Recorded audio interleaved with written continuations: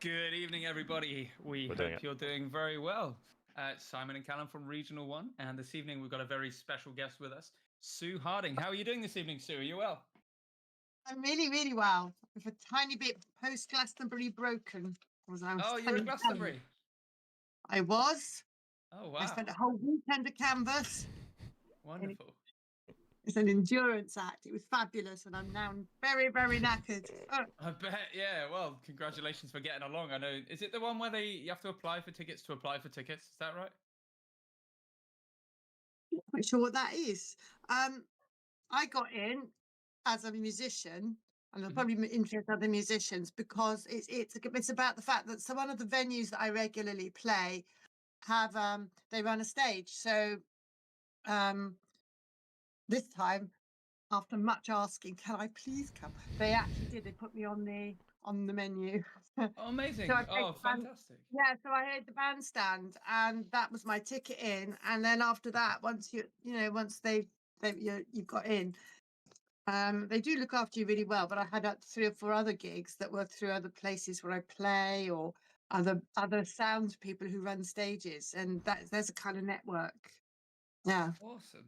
Oh, that's fantastic! Congratulations on that. Yeah, that's really cool. I was a bit pleased with it because it was one on my bucket list, get in as a musician, and I did.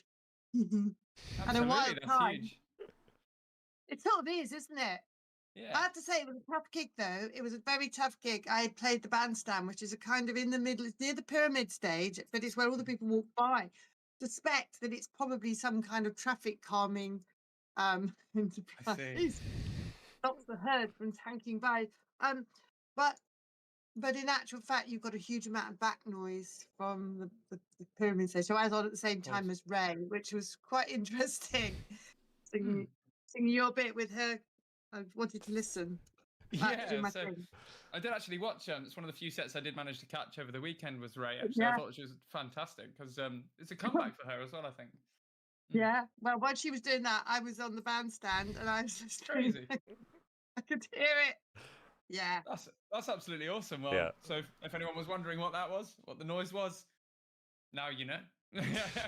Fantastic. Well, so I suggest, I'll give you a rough idea of the format. So normally I'll ask a few questions. Callum will have a load of pre-written stuff as well.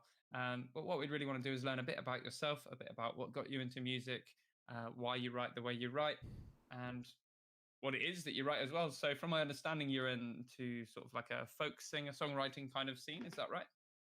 It's the best label I could come up with.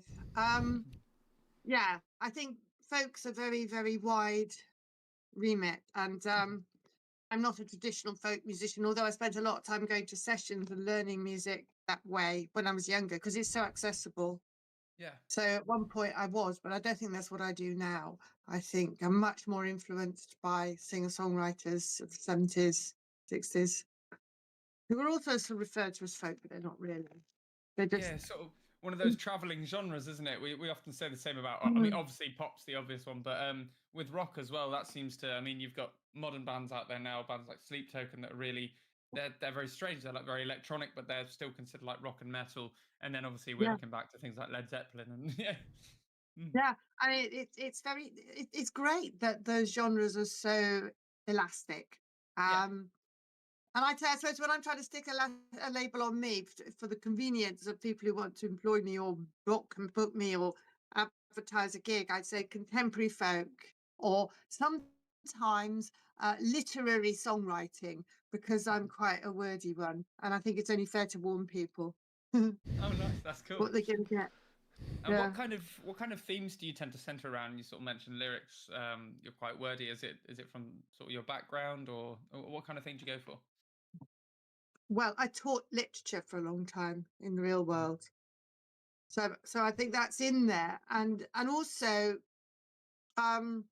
what do I write about?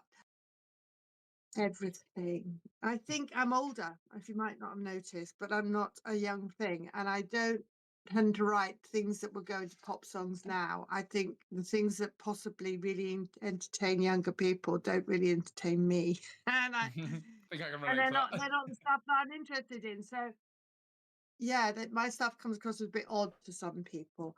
And I think And every now and then, I mean, I've done a lot of things over time, but I think the genre thing is interesting. I did have a big love affair with Americana as well, American folk music. So that was a big thing for me for quite a long time. And the first album of solo music I put out was strongly Americana flavored with all those sort of, I suppose, I'm not religious, but I think religious imagery found its way in because it's part of that genre. I don't do that now, but I did. And it was an interesting to hang ideas off. I wrote quite a few songs that had that idea of being on the road where you meet somebody and there's a conversation. And I think some of the things that you think you're writing about when you're writing it turn out to not be the case when you come later to craft it and fiddle about with it. Absolutely. You realise, yeah, your subconscious wants to say something. Oh. Has things to say. That's what that was about. Yeah, that's absolutely fantastic. And that was Flight, was it? The first album? Yeah. Yeah. Fantastic. Cool. So I'm going to hand over to Callum now. And for those watching now or in the future, I'm going to drop a link into the comments so you can check out Flight, which will be Sue's first album. You're seized, guys. Oh. Are we with you? Keep going back. Yeah. You're back. Okay. Good stuff. So I'll send you Callum's way. I'm going to pop a link in the comments just for your benefit there. That will be to your first album, Flight. So Callum, to you, mate. The Americana one. We'll go through them all, don't worry. So we started with what kind of music you play. Whereabouts are you based? West Country. I'm at the moment I live in Frome. I'm in my tiny attic place. I live in an attic in the very middle of Frome, which is it's quite a cool place these days. Didn't always used to be. And I used to live in Bath. I spent a lot of time in Bath and have a lot of contacts there. Yeah. Oh, very nice. I think we've travelled to Frome once, haven't we, Callum? Was that where we played with? It was the Hot Dam, wasn't it? Yeah, I think it was Frome. We've been there once. What's the venue called? Funnily enough, an attic venue there, wasn't it? I can't remember the name of it though. It was. Oh my! Was it? They keep changing the name of the one down the middle of the road, down the road that's called 23 Bath Street. I think it's called the Tunnels now. They do a lot of rock there. And I know you mean the Treehouse. That's the Was one. it the Treehouse? Yeah. Slightly up. The Treehouse is connected to Cheese and Grey. Yeah. I think that was. Good fun, I enjoyed it. I think that was the Hot Dam. The Hot Dam. Not the Hot one too. I said the Hot one too. No, it was the Hot Dam, wasn't it? Yeah, the Hot Dam. Yeah, I think you said the Hot one too. In my mind. I don't know what I said anymore. I'm gonna watch this back meticulously. Okay, clip that. Chat, clip that. What's that? What's the music scenes like where you are? Yeah, healthy. I think one of the reasons I love this place is that it has a lot of community stuff. I mean, it's an independent place. Sounds a bit vague. We don't have many chain shops. There's a whole attitude here. We have 2 theatres in a tiny town. We have a lot of music venues, there's pubs and music. So it really punches above its weight, Frome. And we have bands coming here. And also we've got Cheese and Grain here. So of course we have bands who come in and go from Glastonbury, tend to drop in and do a sneak gig here. I think we've got the Pauline Black playing at the weekend, which I shall miss because I'll be away, and during the Glastonbury week, which I also missed because I was in a tent in a field. Who else was playing here? I can't remember now, but I remember thinking, oh yeah, we had Paul McCartney last year. Honestly, yeah, Frome's one of those hidden gems to us because we're from down in Dorset, like South Dorset, Bournemouth way. Are you not that far away? Not far at all. No, we've done a few. Yeah, we do a few stops. So we do Yeovil and stuff like that. But Frome, like I say, we played it once, but it was such like a hidden gem for us because we had no idea. Honestly, my only awareness of it is that I think my friend's parents had like a company making a stonemasonry company out there. So I had no idea really it had anything musical going on at all. But it seems really lovely as well. Yeah, and I mean, there are lots of bars and pubs, and most nights of the week you can go out and see something if you want to. And it's only a small town; it's a small market town, so it's special. Absolutely wonderful. And how does it compare with Bath? In that. Interesting. Yeah, obviously it's much smaller than Bath. People move here like I did for cheaper property. But it's cool in the same way. A little bit less conservative than Bath, perhaps. I did love Bath. I was there for a very long time. And again, it has a very healthy bohemian underbelly, which is where I slotted in very comfortably. Again, very nice. recommended. Go and hang out there. Tell them we haven't done Bath, have we? Yeah, well, you should try out if you're a rock I band. dunno. Try out places like the Royal Oak. They might have you. At the Grapes, these are pubs there and bars, and there's more because I'm not really a rock and roller. I'm not that up for it and into it, but I don't know that much. I think we did play Bath Maybe, once a while back. I can't remember. There is a scene there. Wasn't it with the Bitter Kisses? Where did we play with them? Was that Bath? Bitter Kisses. That was Bristol. I don't remember anymore. I can't remember. It's been at least a month. I won't remember that. It's gone. It's gone. It's in the ether now. It would have been like 3 years ago. It was a while back. It was just coming out of lockdowns and yeah.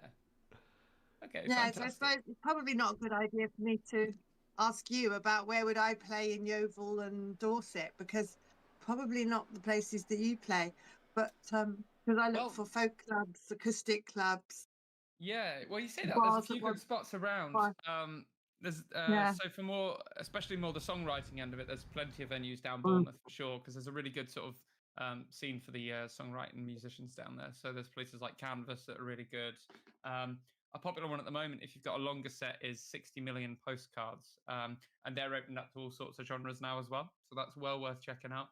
We haven't announced it yet, but we will be there later this year. That's good. Yeah, absolutely do.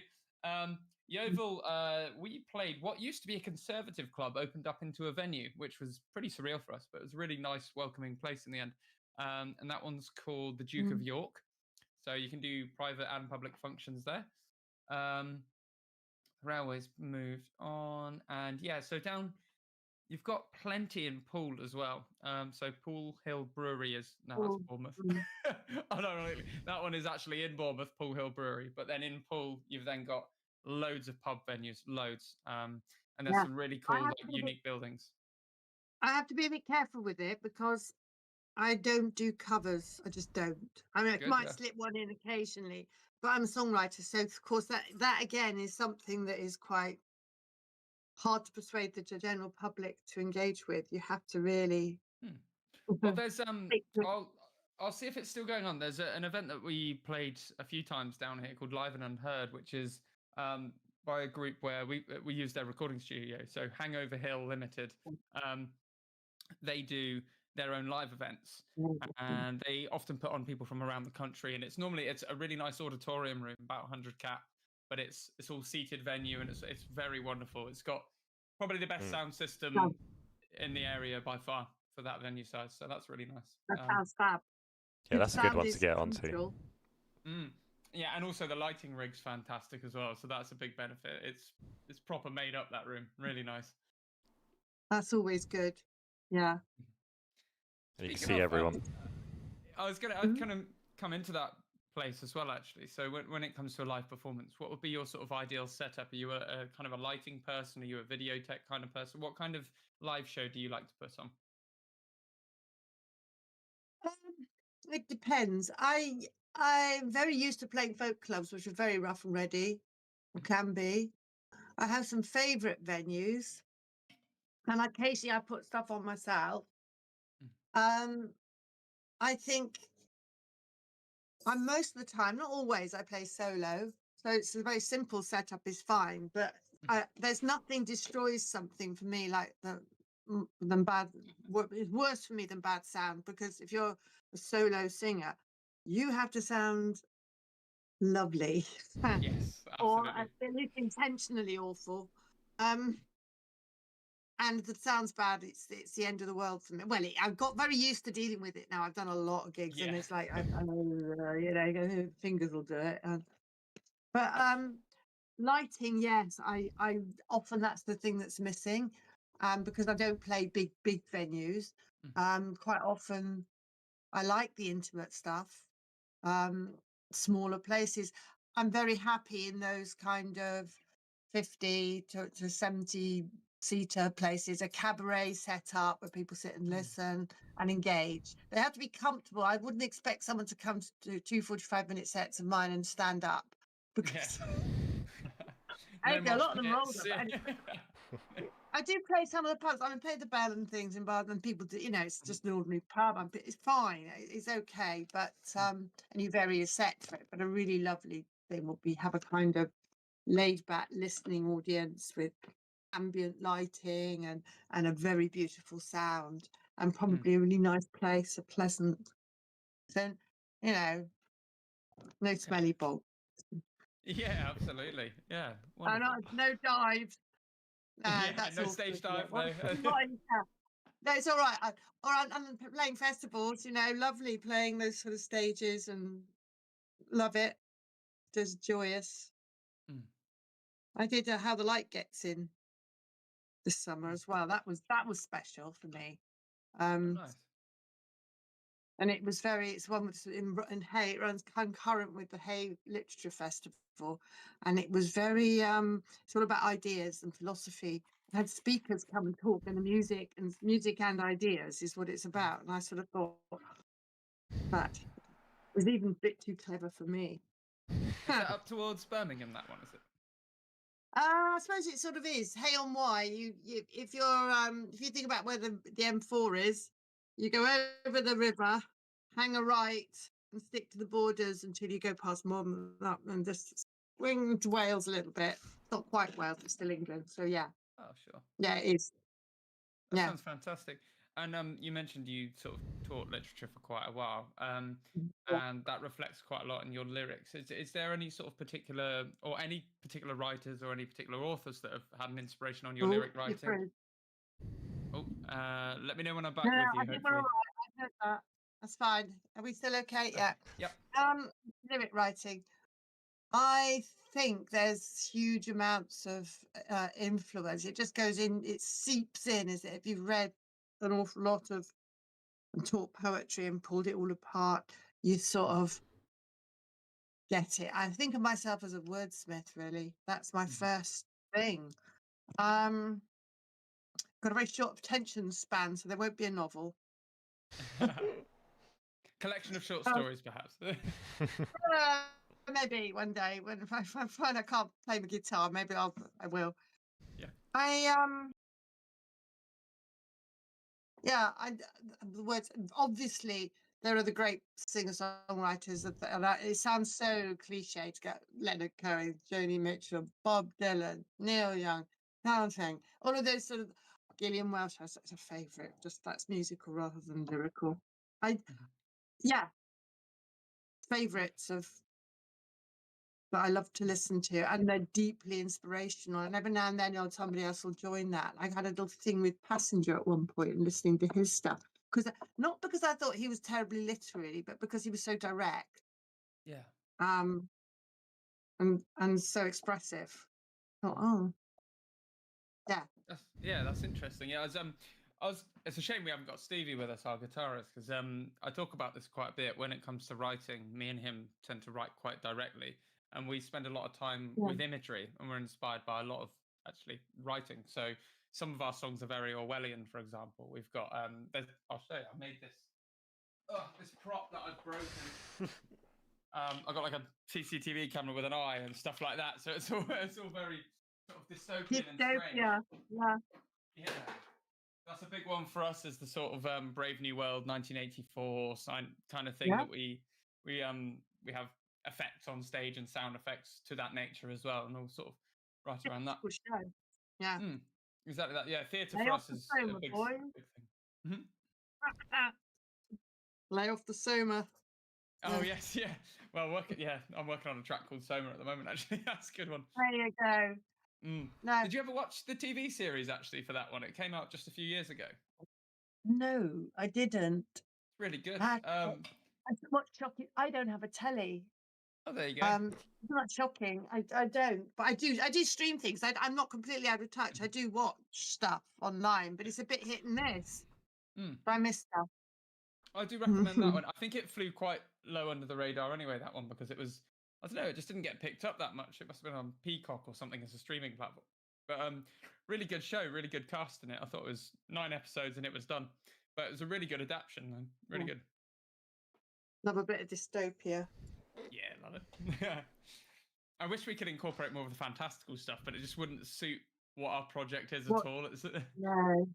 Yeah. I suppose because I think of my writing as almost being like little projects. Each album has been a project with a different feel. I mean, they're all very distinctly what makes, that's my imagination doing it. But I always think of it when you start it as being a project and you're doing something, different with each one. Absolutely. Dystopian novel. Yeah, very much so. I'll say sort of, I guess an album is essentially that. It's chapters, and each song is almost a chapter in its own right. It is. And I still do like, and I know the world has changed so much in terms of albums not really being what people listen to, but I think as an art form, I'm not ready to give it up. It's it's where it's at for me, and I don't really care whether people buy it or not. Well, I do. I love it when they do, but that's not why I do it. Yeah, absolutely. That keeps it authentic as well, doesn't it? I feel like writing in an album format's so much better. And then if you have to release it as singles, so be it. But being able to write it in that format is key to me. I think it's important. Can't tell a story in one song, not so well. I still listen to albums, like full albums. Not in the same way. Yeah, no.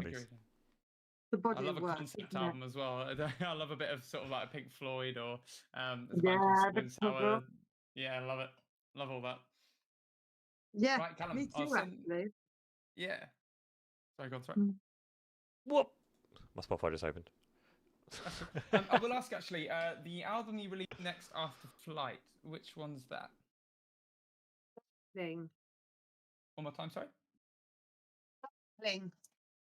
Duckling. Okay. Darkling. I know it sounds like Duckling. No, we were close. Darkling. Sort of all dark. Is the next album going to be Duckling? I think you should do that. Barnyard album. Yeah. It's like the opposite. I'm moving on to the next one already. Hasn't quite coagulated yet. But no, Darkling was about 4 years ago that came out. And it was very much influenced by I hate saying it was a post-lockdown album. Some of it was, but it wasn't the whole story. And I had this whole thing about doing something quite literary. So an awful lot of those songs had linked to a very sort of late Victorian and poetry slightly. So you've got references to Wind in the Willows, which is not poetry, but literature. Yeah. Got references, and I actually bookended the thing with 2 poems that I thought were significant when you're looking at a whole sort of. I'm getting a bit arsey, a bit peculiar here, but I started it off in my mind, even though it's not on the album, but in all the lip to go with it. So this is Glastonbury Dust.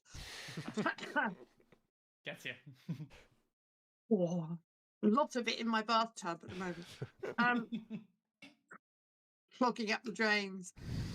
So I started off with the idea of Matthew Arnold's poem about Dover Beach, and he's as a late Victorian looking at the changes about science and God being dead, and the idea that faith is gone, and that we're living in this world which is we are alone on a darkling plane, and that word darkling was in there, and it's that loss of faith and trust, and then and at the end of the album I put and when we did the release, we read the poems and things. The Darkling Thrush. So that word appears in both those songs. And the Darkling Thrush is Thomas Hardy's poem, and it's about finding hope and transcendence in a cold, dark place. Some blessed hope. And I was thinking we've been through such a hard time, and it sort of mirrored those times for me. And in it, I've got songs like sort of connected to the Lady of Shalott. So it's very much an ex-English teacher's album. That's very cool. Yeah, I definitely didn't pick up on the reference there straight away, Starkling. But that's I really like that. That's really interesting. I didn't make it explicit on any of it, really. I did. If anyone asks me, I tell them about it. But yes, that was very much the feeling of it. It's the two places where I know that word occurs, and it's suddenly, you know, when something, the structure of something just falls into place and it feels right. That's there. Absolutely, that's really interesting. Yeah. We can talk a bit about that. It's a bit off topic on the music side of it, but the idea of the sort of we kind of write about that as well. That the idea of sort of a religion being lost, the idea of a common faith being lost, and sort of a common direction among groups of people. We're a bit more sort of cynical about it, I think, probably. So we're writing an album at the moment, which very much comes into the idea of religion having been replaced with, I guess, corporatism. That your new rituals are things like festivals, are things like Black Friday sales, and it's this kind of dystopian, very clean future world we're working on. Yeah, I'm really looking forward to hearing that. I'm absolutely, and like you, we're looking at our world changing at a speed that is. It is deeply dystopian to me. I look at it and think, bloody hell. When we started writing this album last year, we have a duty to write about it. We have a duty to, as artists, to explore this, even if no one wants to listen to it. I think they do. I think a lot of it is trying to get it out there when there's so much mud in the water now. It's so difficult. You've got huge industry, obviously, in control of the charts and in control of the singles that are coming out. Every now and then, someone pops through. I know there's a few American artists that are doing really well, completely independently at the moment. So it is looking more decentralized over time, which is very exciting, I think. So there's that kind of... To be absolutely honest, for somebody like me, and I am older, by the time I wrote my first song, I was too old for the industry.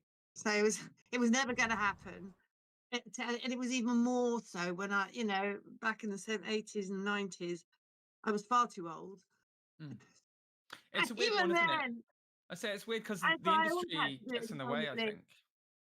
And putting music out independently now is massively liberating. I just stopped waiting for an invitation. I stopped waiting for acceptance and just did my thing. To mixed reception, which is fine by me. I just do what I do.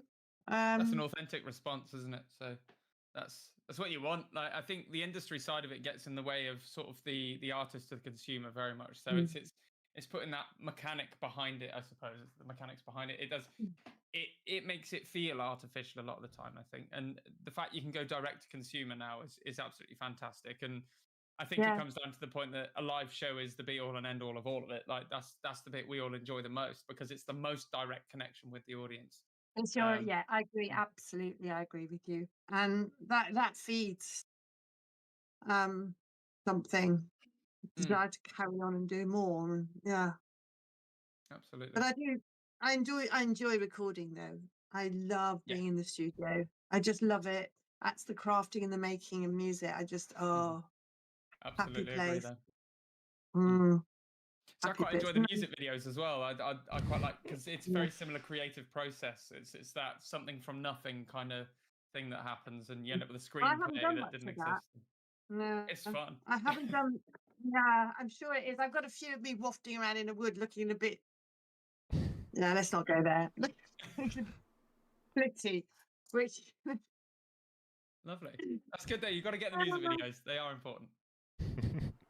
I said I've got maybe making a few more of those, especially if it's fun. I mean, the fun thing and the entertainment actually becomes an art form in itself, isn't it? Yes. And I used to make more of them. I haven't done so much this last album. I've done live video, me playing it live. There's lots of that out there. Yeah. That's good actually. Yeah.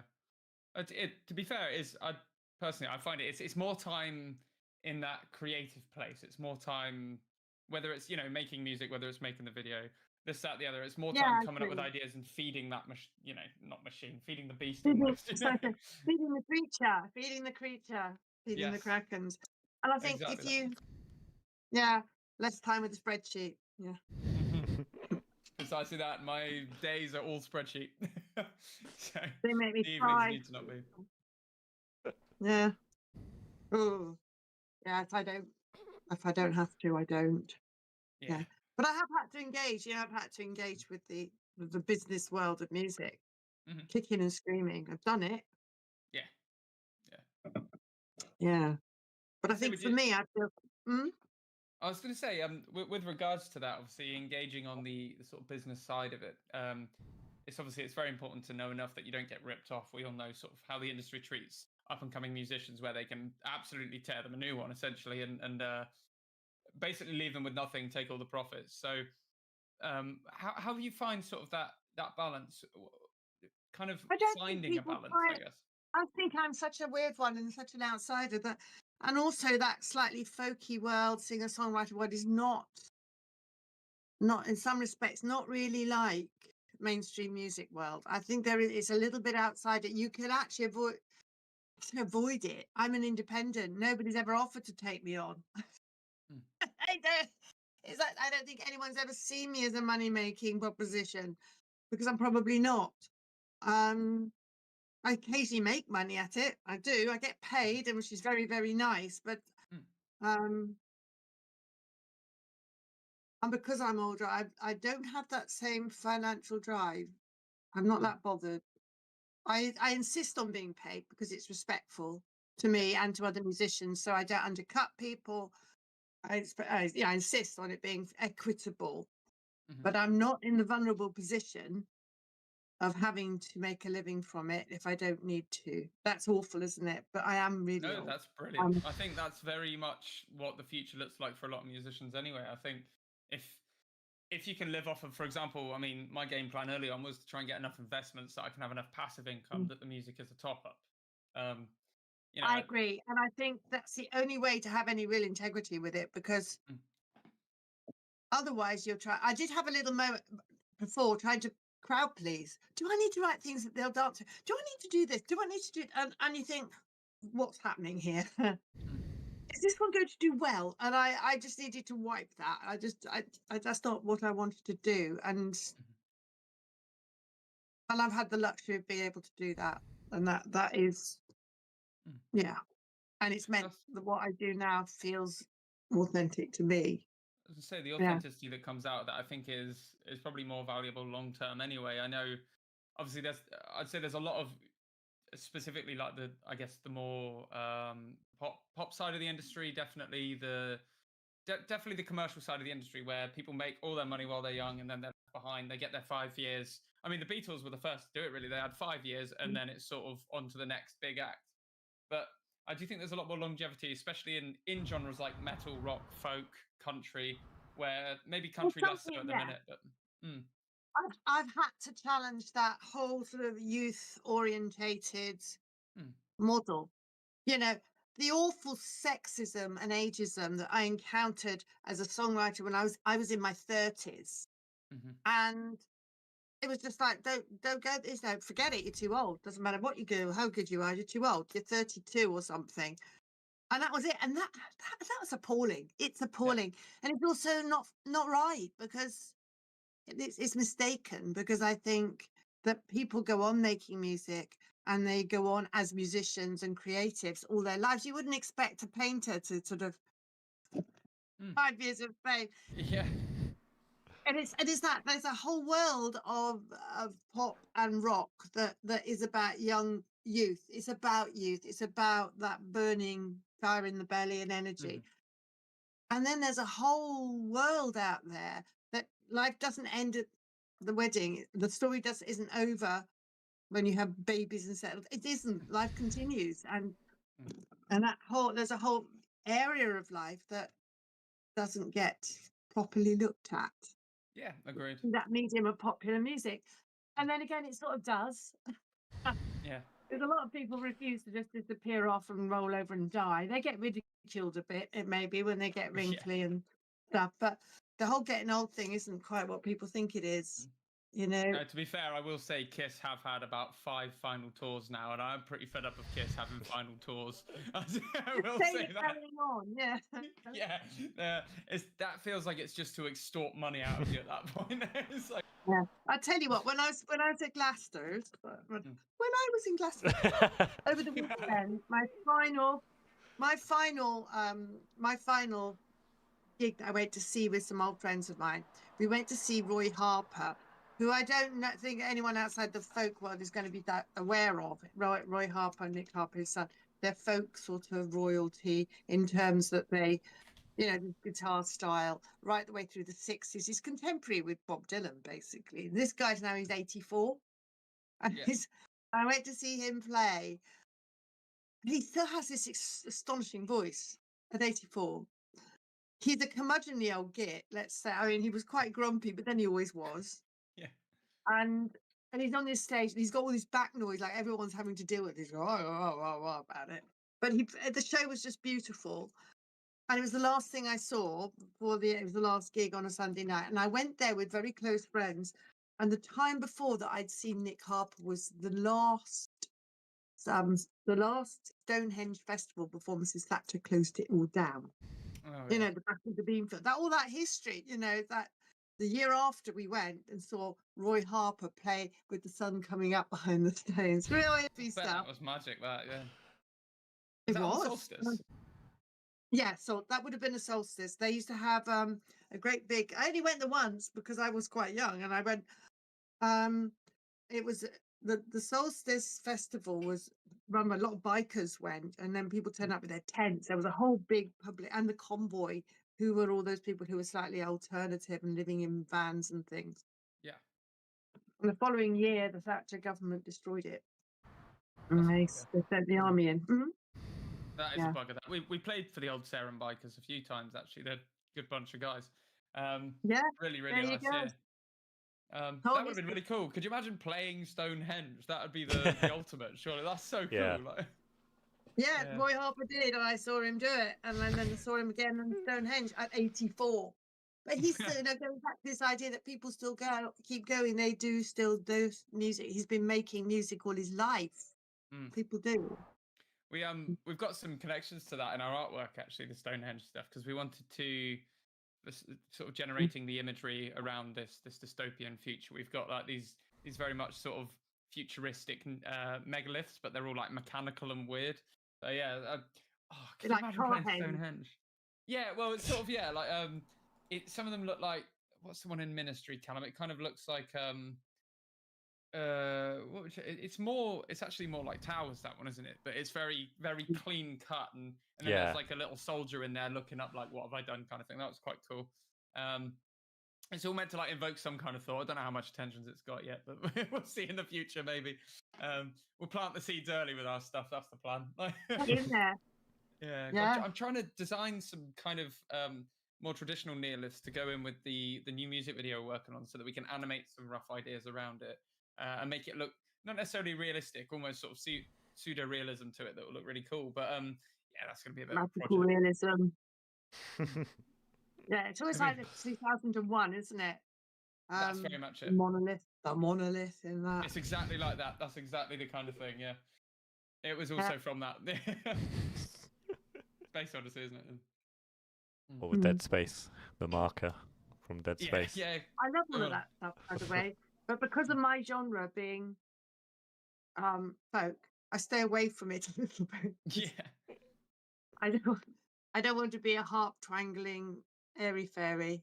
I think that sounds so belittling, but I think dealing with that, it's a different genre, isn't it? Dealing with that through rock is a much more interesting concept, really. I think, it's not really, I've seen bits and pieces, but never really seen people truly, I guess, investigate it as a concept and a theme to a level of detail that could, I don't know, last a few albums or something like that. We're trying to do a trilogy, so we've done like a long EP, a short EP, and then we're going to do an album's worth, which is going to hopefully tie up this kind of arc for now. So yeah, it's interesting, I think. But then again, don't close yourself off to it, I would say. I mean, you could probably find a way to make it your own. We never intended to do it in the first place, sort of thing. You're right. Because I've always had this thing. It's very easy if you're a female songwriter. People tend to think of you as being. I think my biggest beef about people writing about my stuff, they call me a songstress, an ethereal songstress. And it's so diminishing. So I avoid anything that sounds might. very ancient, doesn't it? The songstressness. Yeah. Yeah. I've not heard that one Like before. being an astronaut. Yeah, I guess So I do you're aiming about not that. to get pigeonholed, right? Is that the kind of Yeah. you don't I'm trying to avoid the pigeonholing. Absolutely, I am. I'm trying to open that up as just being a songwriter. Really, that's what I do. Absolutely. Okay, Callum, I'm going to send the questions back to you, mate. Send them back to me. Back to you. Amazing. So what do you prefer more? Do you prefer more the recording and writing or the performing side? Or do you like both equally? I like both equally for different reasons, and I think I find performing incredibly exciting and incredibly dynamic. I love it, but it does what it is. You run on adrenaline for a day or two afterwards, which is not good for an rock girl. Especially after Glastonbury. No, it's all right. Yeah. I'm all right. I'll stop it now. So why did this one? I love it, and I love the connection. You're right, and you go. But there's something for me. I did my last album with a very dear friend of mine who lives just down the road from me in Frome, and we nip in and out. And my happy place was sitting around in the studio in a very relaxed way because we had a setup which wasn't too pressured, and that was such a joyous thing. And can't wait to do that again. Fantastic. I wonder if you'd agree. The kind of enjoying both for different reasons. We sort of touched on it before, but I suppose it's you're from an academic background, right? So I guess the more recording side of it is that sort of more. I guess it's the ego side. It's more the thinking part. It's the constructing part. It's creative, but it's also the hard thoughts are going in. Whereas it's more instinct. It's more id when you're on stage, isn't it? It's more like a natural flow. It's connect, and you're right. There's something very right. Here we go, and you're on a stage, and you connect in a way that comes from the viscera. It's sort of more of a what's the right word? Oh, I've used it so many times. More of an instrument yourself, aren't you? It's coming through you more on stage, whereas it feels like you're more putting it together in a studio, I think. Yeah, and also I play guitar. I can play other things, but it's adding stuff to it and working with other people. And I'm not in a band. Although recently I have been having people play with me a lot more. That's so cool. Yeah, I know, and I loved it. I think a small band or a small collective of people who'll play with me. I mean, one of the things about the fact that the logistics and economics around being a solo performer is that I'm a cheap date, and I can go and I can hold my gig down on my own. They don't have to involve anyone else, have to pay anyone else, look after anyone else. It's just, and I turn up and I do the job, and I love it, and it's all good. The moment you've got a band, it's a different proposition. Being a solo performer allows me to have these tiny little venues and not worry too much about, I do get paid, but I don't have to command a large amount of cash. And it's nowhere near as many overheads, yeah. There's not so many, I don't have the overheads. It's just me going and doing a small intimate gigs, and I've got that one sort of nailed, and I like that. But the joy, but I did an album release 2 weeks ago before the whole thing I did this week, and I had people who played on the album come along. I had people playing harm, and it was just magical. I loved it so much. And I do like having other people play with me. Mind you, there's more to go wrong, isn't it? Yeah, that's part of the human experience, But then there's other people there to cover your tracks as well, if you go wrong. Also. Yeah, it's very true. It's what was it? I think one of my tutors. Yeah, what did he say? He said it was like it's not how well you play the gig, it's about how well you cover up the mistakes. I was like, fair point. Oh yeah. I always thought, I never realised that until quite late in the game, and I thought, like that is. It's those slight detunes and things people are kind of unconsciously listening for as well. I think they don't know that, but they kind of like those little human moments. I think it's a variation, yeah. Oh yeah, and you connect with people. You tell them. You tell them some stuff, but not everything. Yeah, exactly that. Don't do that. Never apologise. Never explain. So, tell us about this album release then. So, first of all, what's the name of the album you released? And second of all, the live show, where was it? It was down. Well, I brought the album out. I did it all back to front. The album's called The World. Yeah. And that is named after a tarot card. And I'm not as woo-woo as all that, as previously discussed, but I like the way that the tarot are a map to the subconscious. They don't tell the future. I'm sorry they don't, but they do allow us. Yeah, wish they did. But they do allow us to explore our inner world and our connection to it. So archetypes, imagery, all of that. So it's called The World, and it's the final of the major arcana, and it symbolizes ends of cycles, finishing, it's a success and achievement, and then the journey starts again on the fall at the beginning. So for me, I know in the last few years my parents have died and my life has changed massively. It's a huge change cycle of life thing. So it's not a sad album. It's not all but there are some fairly intense little songs in there. So for me it's that turning of the wheel. And so I can't remember what I was trying to tell you now. I got you to tell you why I called it The World. What did you ask me? Tell me about. Well, tell us about the album. So you've done the release so far, and the release itself. Yeah, I want to hear more about the show if you can. And I did it all back to front, didn't I? So the show came at the end. So I actually released it in April. So I came back, I spent the winter away, came back, said, right, we're going to put a tour together, just a load of gigs, do all my gigs in a cluster so it looks impressive. And that's the one. Whack them all together. Yeah, that looks good. Tell everybody doing loads of gigs. And I did, and I got them all lined up. I came back. Album came out in April, and then I played, a couple of gigs a week, which is a lot for me, right the way through until last weekend. So the big sort of finale was in Frome, in my hometown. Rather than go somewhere like the Treehouse or something, I put it on. I wanted to do it differently. I didn't want it to be a paying gig. So I didn't want to leverage my friends and the people I see in the pub. That I do that in other cities and towns, so they pay. But this was about doing something that was a celebration. So I had this the hall. It's called the Bennett Centre, but it's this great big Victorian pile of it's like a baronial hall. When we do things in the winter, and we hold the folk club there, we've got the firelight. That's not necessary this time, but it was midsummer. It was solstice, of course. Nice. Yeah, it fell on the Saturday night, so yeah, I grabbed that. Mind you, an awful lot of people were away, and a lot of my musician friends were away, but we had it all set. As I said, we set it up with the little tables and bar and a friend who did the sound. And it was just a beautiful, beautiful evening. And the sun slowly went down.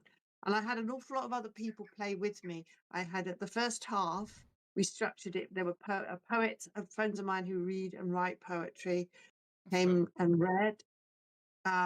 We had other singer-songwriters come and play a couple of songs. And then the second half, I sang my album. I just played the songs from the album. And I had all the people that I could nab come sing some harmonies, play with me. It was just wonderful. That sounds like a fantastic structure to a show as well. I really like sort of the cross-discipline artistry going on there as well. That's really nice. And I think in the future, you're interested with videos and stuff. I did go and video my best mate's garden. Beautiful, full of roses and gorgeousness. I'm thinking, I want an enchanted summer garden. And we did try and project it, and we did project it, but it was a bit wonky. We got the son on Lumiere. We got the sound right. It looked great, but the Lumiere, we was a big fail. We need to do better next time. It's all a learning curve, isn't it? Yeah, but having said that, it was very, very lovely. And I'm going to put some stuff out in the next few weeks so you can see some video and stuff. And it was just such a lovely feeling of having people there. And we collected. We didn't ask for a fee to come in. I saw quite a few albums though. That was quite nice. That's good. But we collected for the local hospice in memory of the departed parents. So that had wonderful. A kind of, it was a great thing to do. So we did that. I did that.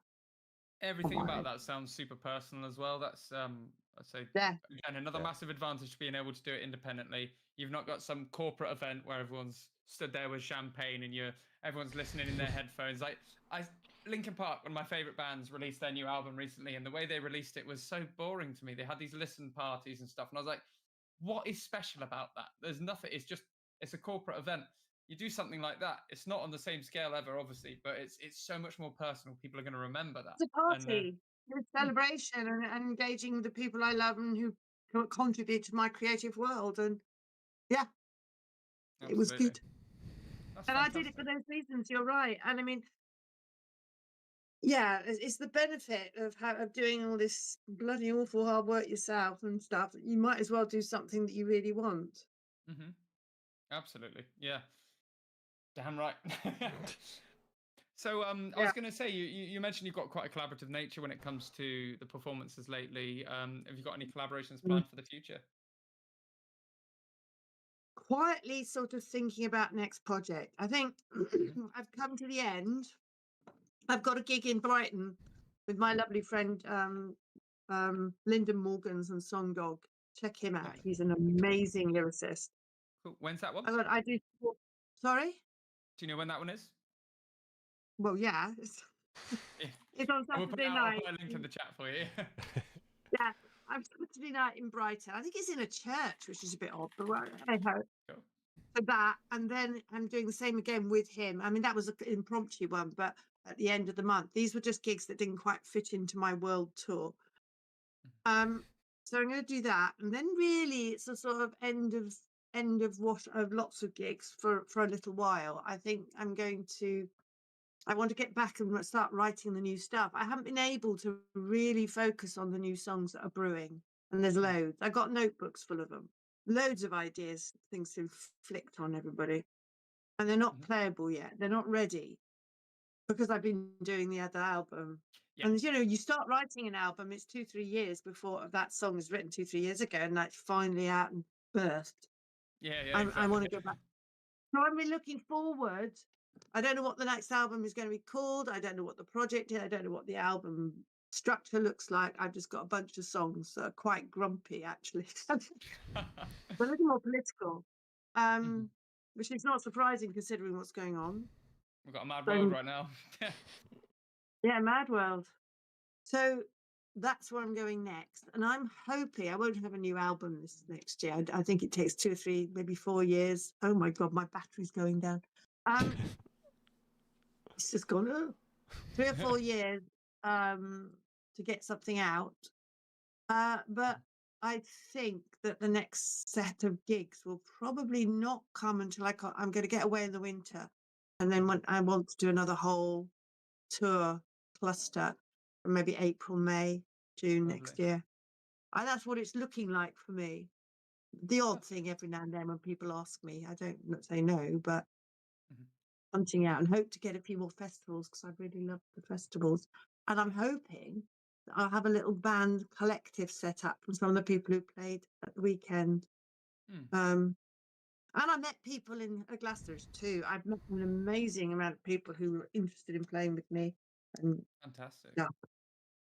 I was going to say, actually, don't go anywhere before we end the call. So I've got an idea for something I think would really suit your music. A chap that we've worked with a few times. So I'll let you know after we finish going live on YouTube. Cool. Right, Callum, have you got a closing question for us? Because I'm aware we're coming up to time. Yeah, and there's batteries running out. Batteries are on the line. Sir. Just warning me. Haven't got over being away over the weekend. Just done something with the battery. A festival for you to apply for, if you've still got your notepad out.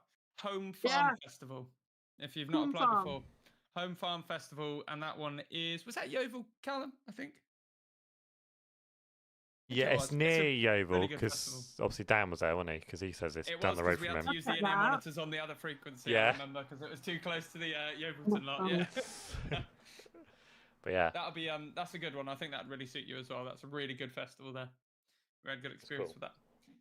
Cool. Right. Closing question. What would you say is the hardest thing about being a musician?